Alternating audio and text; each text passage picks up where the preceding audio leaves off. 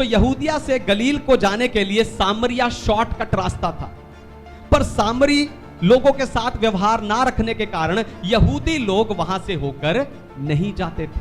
लेकिन यीशु मसीह सामरिया से गए और लगभग 6 घंटे के लगभग यानी दोपहर के समय यीशु मसीह मार्ग का थका हुआ उनके कुएं पर बैठ गया। तब सामरी स्त्री वहां पर पानी भरने के लिए आई।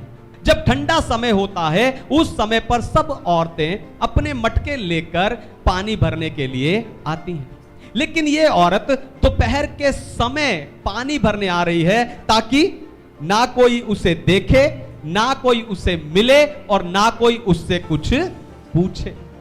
तो जब यह स्त्री पानी भरने आई तब यीशु मसीह ने इससे कहा कि मुझे पानी पिला,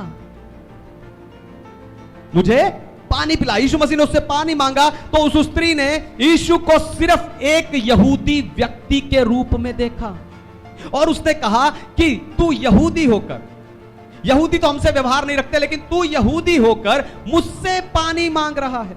यानी उस औरत ने यीशु मसीह को सिर्फ एक व्यक्ति के रूप में देखा। उसे लगा कि जैसे दूसरे मनुष्यों को प्यास लगती है वैसे ही यह भी प्यासा है।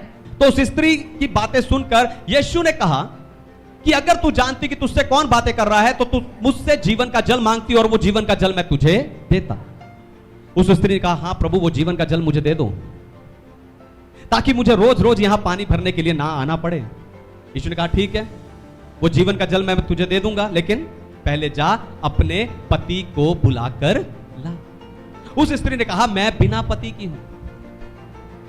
तब यीशु मसीह ने उस स्त्री के जीवन की छिपी हुई सारी बातें उसे बताना शुरू कर दिया। यीशु मसीह ने कहा, तू 5 पति कर चुकी है और जिसके साथ तू अब रह रही है वो भी किसी दूसरे का पति है। यह सुनकर वो स्त्री हैरान हो गई और सोचने लगी कि एक अजनबी जिसे आज मैंने पहली बार देखा, जिससे पहली बार बात कर रही हूं, एक अजनबी जो मेरे गांव का भी नहीं है, एक अजनबी मेरे बारे में इतनी बातें कैसे जान सकता है? तो उसने कहा, प्रभु मुझे लगता है कि आप भविष्यवक्ता हो।